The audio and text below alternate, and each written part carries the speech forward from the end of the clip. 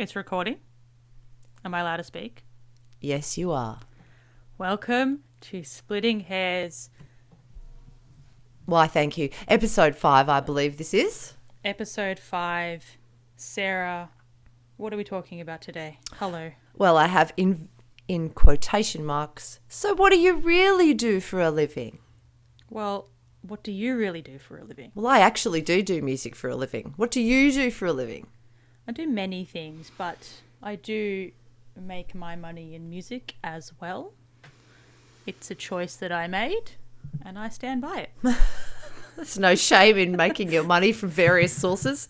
Also, my dear family, they went through their academics, they went through university, they've got master's degrees, and they pretty much got a job the second they graduated. And I was like, that's not me. And so when I was almost at that graduating point, I just had to keep reminding family that I wasn't going to walk out with a full-time job. It's going to look different for me, but I can still pay the bills. But that's the decision you make when you choose music or something like that. And it's still fun. Yeah, I think it's fine to do many things for your money.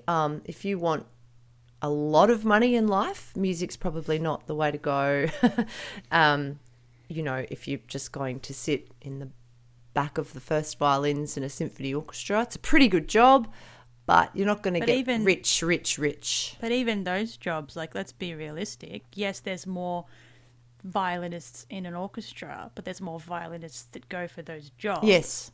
It's hard. They're hard to get. You have to be realistic. You can, achieve that level of playing, but as far as winning a job, Yeah. So that's just one job in music. And what I love about music, the music industry as a career, they're so multifaceted. There's so much you can do. That's right. And you can do all of it as well. You don't have to just pick one thing. So where did the social attitude come when you get into a taxi and they say, "What do you do for a living?" And you say, "I play the violin." And a few sentences later, they say, "But so what do you really do? What's your job?" So where did that come from? The implication that to be a musician is not something worth getting paid for, not something that you would be paid for. What is that about people's perception? It is a really hard question, actually. It's not one that it just has either one answer or it's easy to answer. It just makes you think. But I think definitely maybe culturally, some people maybe put different types of jobs above other types of jobs. That's right. In fact, in Indonesia, when we do our little music camp in... Hi, Indonesian boys. I know. Hey, Indonesian boys. We love you. We love you. Now, the interesting thing about those people is that they are prepared to perform their particular art. I'm thinking of the ballet. There's this touristy ballet, Rama and Sita, that it's quite expensive for locals to go to. But anyway, there's this permanent troupe of people who perform this ballet. And they get paid hardly anything, but all of them feel so strongly about being able to perform this as a kind of honour and something to sort of hold their culture close to them. Like they're so into their own culture that they don't, it's almost like they don't want to be paid for it. So those cultures also come here and look at us musicians getting paid. It's like, oh, that's kind of weird. So yeah, when you say cultural differences, maybe that's. I don't know. There's a lot to think about. I've never really had so what do you really do for a living? But I've had what does that really mean? Obviously, if you say you're a musician, at some point you will teach.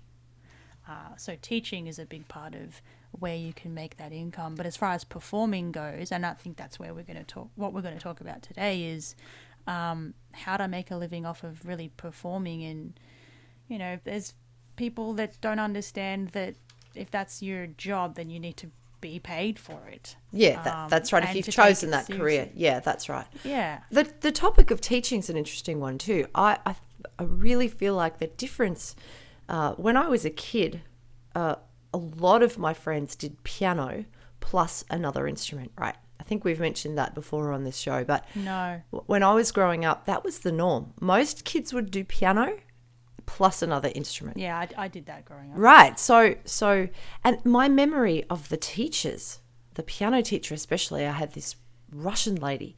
I looked up to her so much. She was so dignified and refined, and I thought, wow, she's a teacher. Teachers must be incredible. And now the attitude that if you're just a teacher, it's somehow a fail, like you haven't made it as a soloist. And I think it's just a disgraceful attitude of other people. It's the those who can't do teach. Yeah, which is just commentary, horrifying. Which is, I mean, as a joke, that's as a joke. But how has that happened?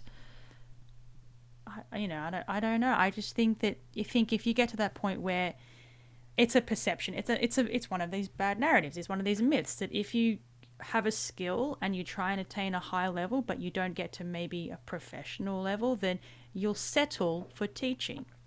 Settle. Yeah. And that's not fair, because I've met people that are so designed to teach. They've got that ability.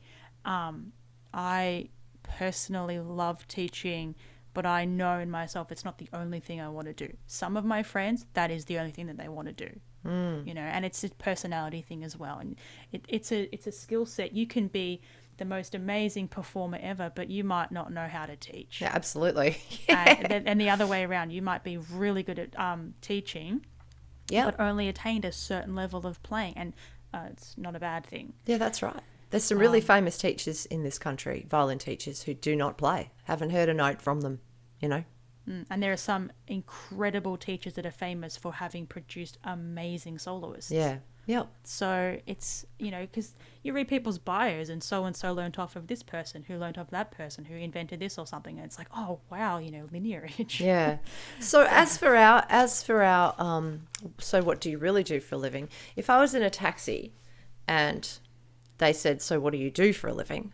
And if I said, I'm a teacher, that would be the end of the conversation. There would be no confusion, no discussion, really? But what do you really do for a living? Yeah, there might be what subject do you teach? I think people then go, oh, okay, because you say performance, it's not a Monday to Friday 9 till 5 type of job. So they want to know, okay, well, maybe they are saying, well, what do you really do? But when you explain performance, it looks a different way to somebody who's an accountant. Yeah, that's right. Something. So it's not like you go into an office and you have a desk or something. It's, your weeks fluctuate. They look different. Maybe your week's preparing for a certain type, a certain concert. That's all the prep work you do. And then you have maybe weeks and weeks of concerts depending on what you're doing. So because it looks different, people, they want to know more and try and understand that. And I think it looks very glamorous too from the outside. So it looks really fun. So if it's really fun, why should you be paid for something that's really fun? Like the grueling labour of 9 to 5 office work. Well, of course you're going to be paid to sit at a desk. That's just grueling. That's labour. That's your job. But you go and play, in a symphony orchestra on a stage. Wow, that seems really fun. Why should you guys get paid for that? Maybe there's a little bit of that. I hate this. And what I hate more is this. It's twofold. It's, well, the exposure sort of narrative. Yes. And then what makes me angry even more is either if you are getting paid, you get paid very little, and that infuriates me. And I used to be I had to leave the Facebook group because there were people always posting, we need these instruments for this job, and the pay was just so subpar. It was, I'm annoyed that people are taking those jobs rather than saying, no, this is the rate, and then forcing people to up the rate. But at the same time, if there's no funding, if people don't have the money to pay an appropriate rate, it's like a catch-22. Yeah. They don't have the money, or they don't have enough, so you get paid very little if you get paid at all, and it's infuriating. And I would just screenshot these ads, people needing instruments for whatever job it was, and I sent it to my friend, and we were both just rant about it. And then just it's annoying that people think that they can get away with paying so little if they pay at all. Well, it's often the people who are organising the gigs that take a really big cut out of that fee. So it's not just the people who want a string quartet at their wedding. Often those people are prepared to pay extraordinary amounts to make their weddings perfect.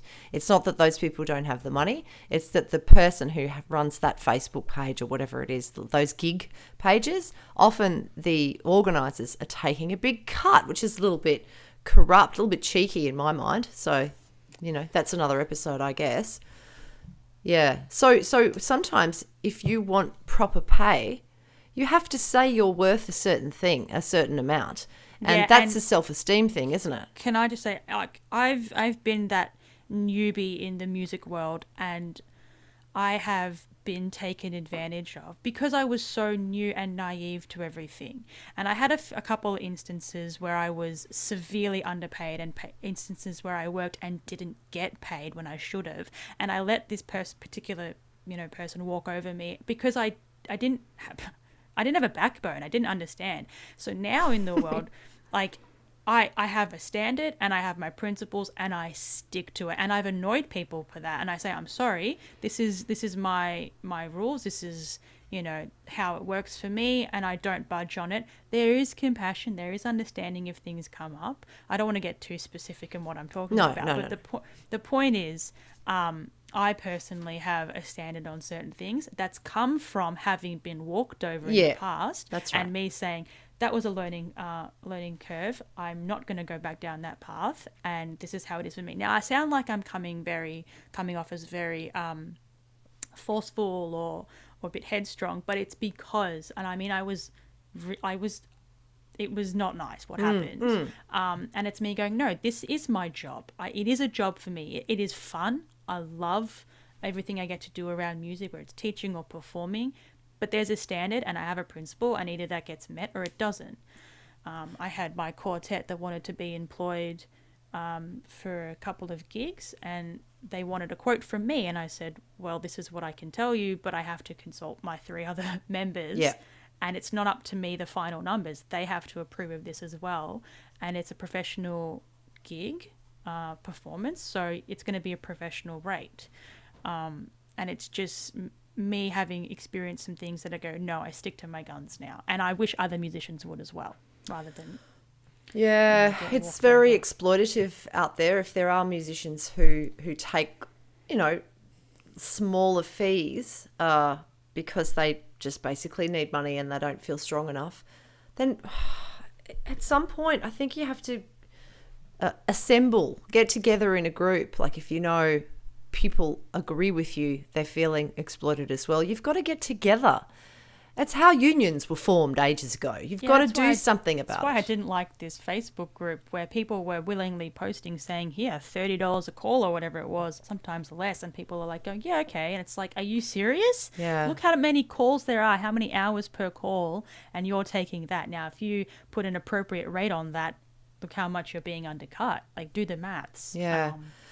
I know. Look, I've been in situations like that where the group it's a community group. They have a little bit of funding. It's really hard to know whether it's they're trying to exploit people, or they just simply don't have the money and they want to put on their Verdi Requiem or their Mozart Requiem. That was the second part of my point earlier, which was it's not always people either paying very little. It's because maybe they don't have the money. And then you've got to choose whether to do that favour to that organisation because you believe that what they're doing is good. I mean, it's to your discretion. Yeah, that's right. But if you know that there's a lot of money in an organisation and they're not paying you, like this article that we came across, right? Shall we talk about that? There was this... yes. There was this... it went viral on the internet ages ago. It's an article that went viral in 2014. It was an open letter to the Oprah Winfrey studios, Harpo Studios, because they were doing this massive show, and they were booking all of these performing artists like street theatre, hula hoops and all of that. They were booking all those kinds of people to do pre-show entertainment, and they said, come and do this for free. It'll be great exposure. So this girl called Revolver, her stage name's Revolver, she wrote an open letter to Oprah, basically by saying, no, I'm not doing free work for you. Yeah, sorry, I think it's safe to say that Oprah and Harpo Studios have the money. They're not a little community group that maybe have a little bit of funding for hiring out a hall. They've got money. Yeah, that's right. Now, so let me first say that I like what Oprah has done with her life. I think if Oprah thought about this for 2 seconds, she'd probably go, oh, yeah, actually, maybe we should have paid those people to come in. So I think her studio, like the executives and all those people who are paid a lot of money to make Oprah's life work really well, those people are trying to cut corners and save money, and, they want to look good to Oprah. So, of course, the thing is, well, if all of those performers come and do the pre-show entertainment, that will be great exposure for them. But I know that if I had paid for a ticket to go and see Oprah's, what was it called? The Life You Want show or something. If I'd paid for a ticket and I saw that pre-show entertainment, I would assume that those people are getting paid. I wouldn't sit there going, oh, well, aren't they wonderful people? I might book them for a gig because they're probably not getting paid here. Oh, yeah, that whole exposure thing with it, that's just on the cusp of you may get picked up. No, your time should be paid, but if something comes out of it again, then that's just luck. You're not, I know. It's so one doesn't necessarily lead to the other. It reminds me of how sometimes orchestral managements think that it's really, really important that the people who pay for tickets to go to the movies that we do, they're kind of desperate to make sure that those people also go and buy tickets for Chike 6. It's like, no. It's a totally different audience. Don't worry about it. I'll do it. Yeah. There's like Annabel will.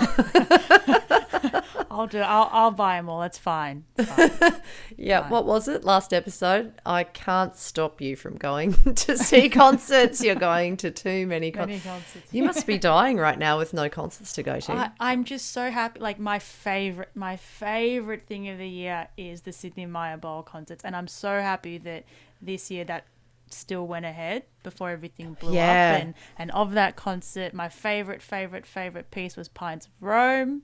Like, there was wonderful, new music that was played as well. That's just my favorite. So I'm glad I got that in for the year. Thank you, MSO. But I'm dying because this year would have been Brahms 4 and Mahler 1 and Mahler 8. And I think there was a Chike in there. So, like, I write the program out in before I put in birthdays into my diary, which are important, I put in what concerts I want to go to. That's fantastic. Yeah. Well, speaking of free concerts, the Maya Music Bowl concerts are free concerts, but the MSO as an organisation is continually getting paid through other sources, so we don't go and do those concerts for free for exposure. But what ends up happening is that we just get paid as normal because we're on salary. And all those people who come to these free concerts, some of them buy tickets for later concerts and some of them don't. Some of them only go to the free concerts at the beginning of the year. And that's fine too. That's completely fine. Yeah, but MSO is so well put together that they can have their salaried musicians do that concert, and there's always 3 of them. But it's a free concert. But then they obviously advertise for during those weeks that it's on that they've got other things on. That's right. It is really well set up that. But it's also MSO is so diverse now in what they're programming is that some people like the free ones or the movies or the solos. If I was out there in the community, not a musician, I would buy a subscription to the movies. That's what I'd buy and that's what I'd go to if they even do one. I don't even know if they do one. Anyway, back to this article. Oh yeah. So we're going to link this because it's really important that we read it. Even though it's a long time ago, it still stands. This it's relevant sort of thing happens all the time. Changed. Yeah, there's still people that perceive that exposure is worthwhile, or that underpaying. If it's coming from malintent of you're going to take a large cut, but the musicians can have this little. No, that is. I know. I mean, how much money was one of those concerts going to get? That organisation. I mean, they're in stadiums when they do these tours. So anyway, the producer rings her. Hey, your stuff sounds great. Are you interested in performing? She's like, hell yeah, Oprah. Producer says, okay, so just to be clear, you'd be on the stage outside the event. And just to be clear, Oprah will not be on that stage. Oh, and just to be clear, this gig isn't paid. So at least they were upfront about it from the beginning. But the nerve on that, the nerve to say, oh, it's not paid, but do you want to do it? It's not paid. Like, Yeah. oh my gosh. Yeah. Oh, you know what she's got here? She's got a picture of 4 people. So Oprah had 2 speakers, Elizabeth Gilbert and Deepak Chopra. And she's got a picture of Oprah, Deepak Chopra, Elizabeth Gilbert, and herself doing fire twirling. And underneath the picture, she's got what each of these people are worth. So Oprah Winfrey, net worth 2.9 billion. Deepak Chopra, net worth 80 million. Elizabeth Gilbert, net worth 25 million. And Revolver, net worth negative 20,000. So, yeah, I think it's worth a read, this article. And if you want music at your wedding, or if you want someone to come and play for your grandmother's 85th birthday, just look at what the rate is. Like, you can look it up. The Arts Council has a list of what you should pay people, and just pay them the minimum. It'll be much better than what you think that they're worth. Because you're like, oh, maybe $30, because maybe you think that double McDonald's rate is enough. But let me tell you that per hour, our time is really precious, not only because we're practicing a lot for lots of different things, but we've studied so hard to get there. Imagine offering your surgeon $30 an hour, Yeah, I think, look, I've said this before, and I use this word very sparingly, but we are truly privileged that we get to pick music as a career. We're not in a country or a culture where, there's things that we have to do to get by. We get to pick music, and it's lucrative. You can make money in music. You can make money in all these things. And by money, I mean not an obscene amount, but you can make a living wage off of it. So the fact that we get to, and we can, and that there is value in our culture, that people enjoy music and all that it comes with it, and concerts, that we're really lucky. You're not naive to that, but there is this really terrible perception that whether we get paid at all, it's very little, that there's no value. Like, the same goes, we're talking about performance, but the same goes for teaching. Teachers should be the same. Like, there's a standard, stick to your principles on that. I certainly do.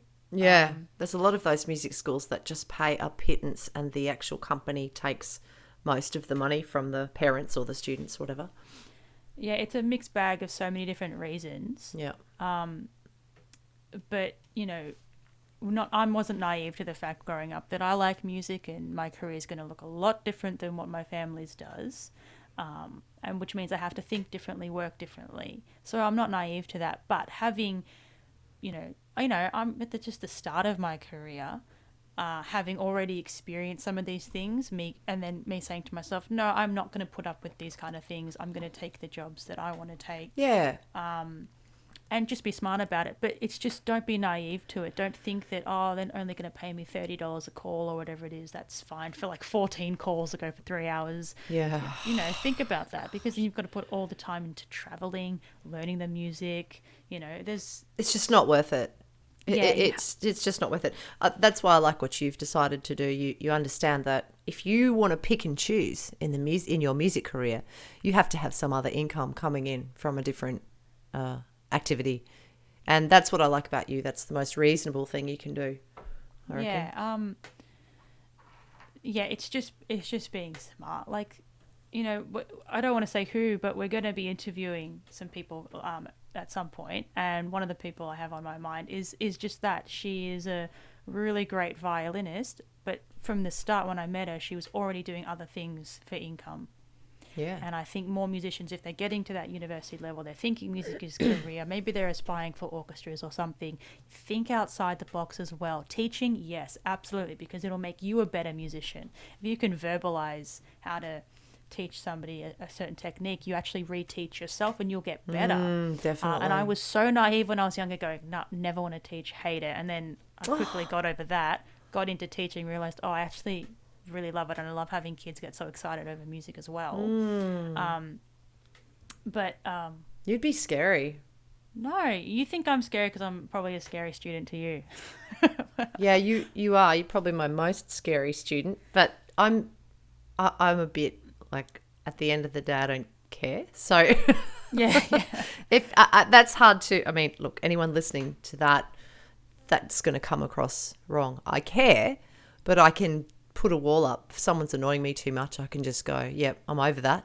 And I'll just move on to something else. I know. Our dear friends from Indonesia once saw you and I together, and they were just like, how is this, like, you're the teacher. Oh, they and you're the couldn't deal with student." it. They couldn't deal with And it. I just had to, like, people ask, right? And we will film a lesson and you'll get some sort of an insight to what it's like. But it's twofold. I'm sorry, Sarah. I know you blame me, but it is twofold. You're a certain way and a certain personality, and you allow for certain things, and then I'm exactly the same. And it's two crazy minds meeting, and that's what you get. So it's not all on me. I know I come off as the real bitey one sometimes. It's not true. Actually, you listen much more than I do. Like, you're actually more of a listening person than I am. Well, I think that's what is funny. Like, I joke, before we started recording this, I was already joking around. I joke around so much. But when it comes to me in my lesson, I'm there for a reason. I have a purpose. I have to get through what I need to get through. And if, unfortunately, and this will be explained in another episode, if that doesn't go to my liking, I can respond badly. And Yes. Sarah's seen that. It's like you are your own tiger mum. But you know what I mean? Like, if I'm getting annoyed, and sometimes it's me annoyed with myself, it's because I'm there. I've got a reason. Like, I really need you to, teach me in that moment. And then there's joking around. But I've always taken my lessons seriously, even if I don't take myself seriously. Well, that's all very well, but it's completely off topic. So Yeah, I know, but we were talking about something that led to that. So, you told me about another article which you didn't want to talk about, and I wanted It's a to talk trash about it. article. It is a trash article, but we won't say where it's come from. They don't deserve it. But I mean, if I say it, people can look it up. Just look it up. I don't care, whatever.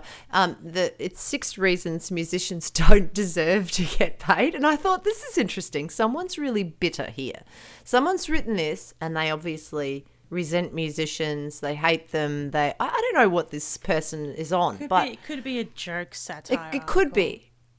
It actually could be. I think that's what it is. But let's just go through them. This could be interesting. Number 6. Most music sucks. Just the end of that paragraph says, should you pay him for this rancid mess? Because that's what 99% of all bands are, indigestible garbage meticulously crafted with clueless pride. Okay, so they're not talking about classical, are they? They're not talking about refined, pretentious classical musicians. They're talking about people who don't shout, that play the bass. I don't know. God, this is hilarious. Okay, number 5, art has never made money. Not true. Well, it makes it now, yeah. Oh my gosh, this is great. Have you ever thought about artists throughout history and how many of them lived in poverty and contracted diseases like syphilis? Poor Vivaldi. Poor Vivaldi died a pauper. Who was it? Smetana died of syphilis? A lot of them died of syphilis. All your famous ones died of syphilis. Yeah. All right, so what was the point of that one? Artist never made money. Well, it has and it hasn't, so I don't know what he's on about. It's a little bit extreme, this article, isn't it? So number 4, you are already rich. If you have money to spend on lessons, on amplifiers, on pianos, on a vehicle to transport all of these goods, you are already wealthy by a global standard. And that goes to my point about it being a privilege to choose this. Yeah, Okay? definitely. I've known people that loved the violin, that were talented, but because their means were not enough, they had to give up lessons, and that's sad. So a little different now, because anyone can learn anything from YouTube, and I actually mean that. I mean that with all my heart. No, but I'm talking about this was decades. Yeah, ago, yeah. But yeah. So, Well, all I mean is now there's no excuse. If you've got an internet connection, you can pretty much learn anything. That's how my son learnt guitar. So.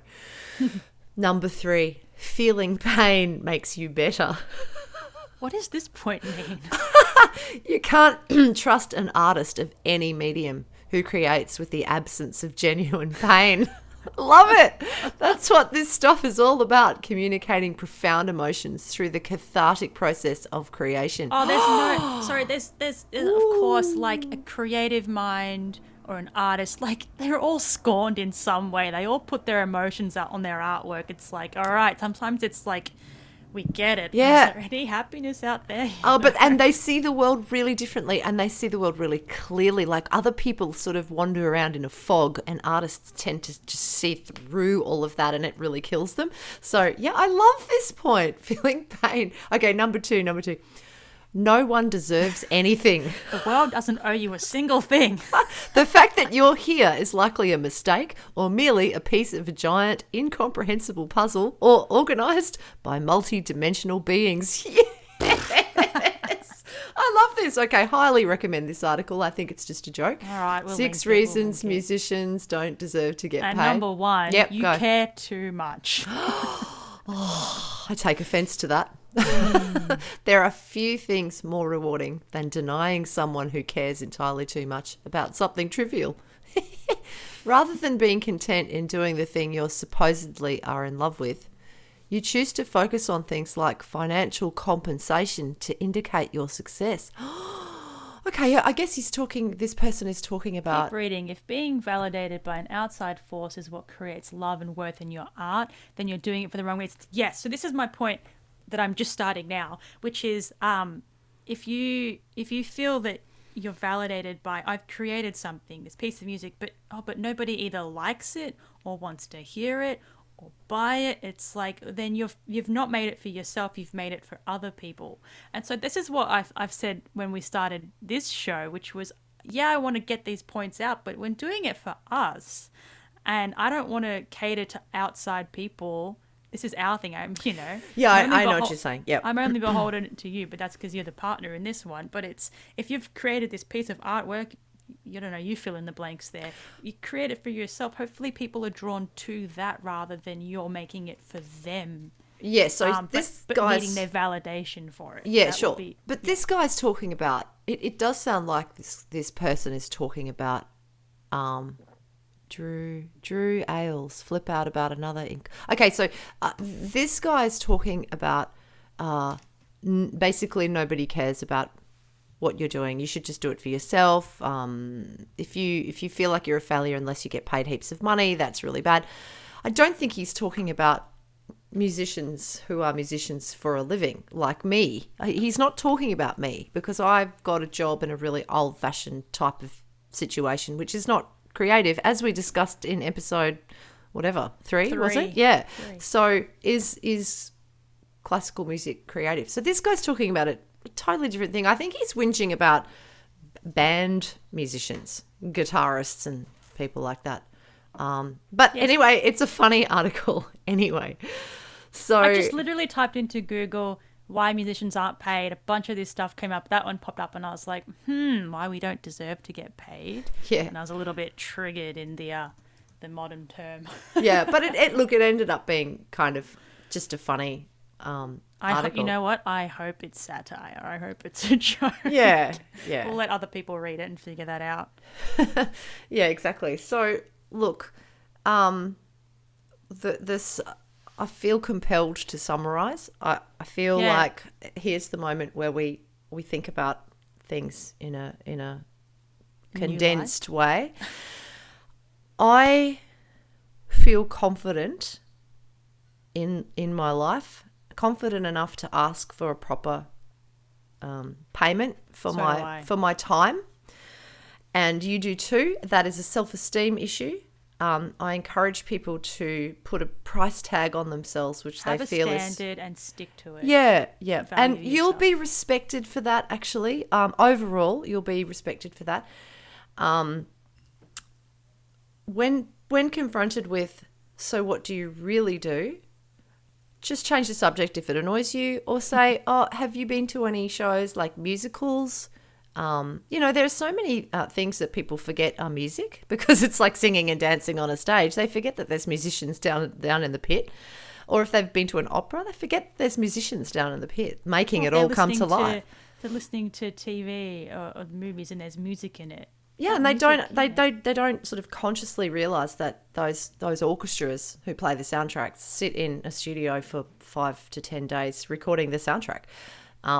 And they have to be paid for that, and they should be paid for that because those big movie houses are making millions and millions of dollars. So of course the orchestras are going to be paid. It's a part of the the machinery that is modern, classical music. Because it's not over just because sometimes we play Tchaikovsky. We also play John Williams, Do you know, I'm sorry, this is why COVID sucks. Because this was the year I was going to play Trike 6, now that you've mentioned it, and that concert was cancelled. And now I'm sad thinking. Yeah. I don't take that for granted. All right, sorry. What were you saying is important? No, I wasn't. I was done. I think we're done. I think it's like, well, what do we really do for a living? I play music and I get paid for it, and it's not always fun and it's not always glamorous because it's a job. Yeah, and that's one thing that, I don't want to spark an entirely new conversation, but there is a difference between playing for leisure and then it becomes a job and it becomes work, which means you might not always like the music you have to play. Yeah. You might be really tight. I've certainly been in orchestras, and my poor desk partner, I had to apologize. I was in such a bad place. I was just like, I don't want to be here. I don't care about this music. It was Bartok Concerto for Orchestra that made it 10 times worse. I loathe that piece. I'm sorry, Monica, I do. But then it becomes work, and it's a different mentality around it. If it's for fun, then it is for fun. It's different. And what I know, you have sparked a new topic, but that's okay. What is fun? Fun is when you can decide, you control it, you enjoy it, and you end it when you want it to end. And there's usually alcohol involved. Like, how many sight reading chamber music nights have I been invited to? Oh, it'll be really fun. What, watching you all get drunk and not being able to play properly. That's not my idea of fun, but I can imagine how much fun that would be for some people who are just kind of, oh, let's just sight read through a Beethoven quartet. Oh yeah, that'd be really fun. Sure, that's fun for some people because you can control it, right? So I think the control of the event makes it fun or not. And when it's a job, when you have to go in every day, not choose the music, not choose the way it goes, and do it all within a really kind of strict time. Yeah, and you play in an orchestra, so it's a specific kind of performance setting, which is, that is an office, that is a workplace, that is, there are people above you that have a say, and you just have to go along with. Yeah, that's right, and that's fine. You can enjoy that situation. Oh, totally. Knowing that you get paid for it. That's the compensation for having no control over how it goes. Yeah, that's fair. So I just think the dumb narrative is that exposure or very little money is acceptable. It's not. It's not. You can make a performance not a performance. Your creative career in making music will look different from somebody who maybe works in an office, and maybe they're only surrounded by office people. So it's hard for them to grasp what a fluctuating week career that you have. Like, they can't quite comprehend that. Like, I've had people say to me, oh, like you said in one episode, I don't, like, being who I am, I don't switch off at 5 p.m. I keep going. That's right. I don't have a weekend. Yeah. I'm constantly on the move with different things 7 days a week, where other people go, no, it's that time and I shut off, and it's the weekend and I do this, and I don't. That's because of the way I live and how I choose to live. And I love it. But for people that when they say, what do you really do, they probably don't understand. Yeah, that's fine. Oh, I mean, I don't have any resentment towards people who don't understand, but I do feel compelled to explain what it's like. No, it's not creative, and no, it's not always enjoyable. And yes, I feel like I should be paid for it. Yeah, I definitely do get a bit of resentment when people are sort of out of a good spirit. They've tried to encourage me down a certain path, and I have kept saying time and again. And I got more annoyed as it went on, saying I don't want to go and pay for, say, that degree to get a job, to get a qualification I don't want, to get a job I don't want to be in. Yeah. And it got more annoying when I had to keep saying it. Like, I don't know how many times I can say I don't want to do that because I don't want to get that job. I want to go over here. But that forces me to go, well, justify and put that to work. That's right. I have been on the resentment side of that because it is and I got mad at you once for sort of pushing me down that a little bit. Really? I didn't notice. Yeah, sorry, but it was because you didn't realize, but that conversation was coming from 10 different people in my life, and you were adding to that, and you didn't mean to, but it was just, I don't know how many times I can say to people, I don't want to do this. Why would I want to do something I don't want to do? What, I don't. So I'm talking specifically at, teaching really full time, in a certain structure, and it's just Yeah. I just know myself. You know, my friends will talk about their teaching, and I go, I do love teaching. Don't get me wrong, I do, but it's not the only thing for me. You just want variety, and that's your choice, and that's fine, and it's more fun, and it's more And sorry, my point is that I've had to explain to my family and friends that have that mindset of 9 till 5 Monday to Friday, that can't quite see what my life would look like. And it's not their fault, because that's how they live and that's how they view things, and I'm clearly a different side of that. So it's just frustrating sometimes, but it's all good now, thankfully. Follow your dreams and follow your dreams and try and get paid properly for them. It's the moral. I mean, of I sound today's harsh, story. but have a principle, have standards, stick to it, and say no. You can say no to gigs and things like that. You can. Oh yeah, it's hard though. I mean, I was a yes person when I was young. I wanted to show that I could do everything, and you just end up exhausting yourself basically. Yeah, and you will wear out. So. Yeah, burnout. Anyway, try and avoid burnout. Oh look, I think we're done for today. How about you? Yeah, I think it was really good. I think this conversation needed to be had. Definitely. So, okay, I can't take myself seriously, but if you liked this video, which is just audio, no video, share it with people. Share it, like it, subscribe to this YouTube channel, please. Please. And then, like, what people say, like, hit the bell so you know. Get notifications. Notifications, because we're doing one a week, and there's a slash and burn video coming up soon. Yeah, it's all about the metronome. We continue the audio only until such time we can be back in person. So I hope it's going well. Thank you, Sarah. Okay, thanks, Annabelle, and we're out.